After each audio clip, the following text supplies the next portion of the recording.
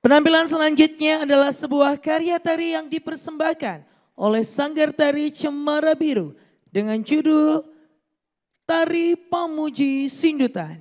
Pada masa pandemi, para petani dilanda kegundahan karena harga panen yang menurun, sehingga tak bisa berbuat lebih untuk setiap kelangsungan hidupnya secara ekonomi.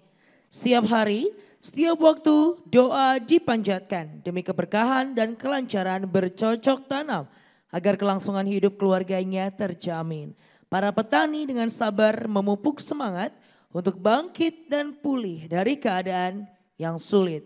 Hadirin dan pemirsa, selamat menyaksikan.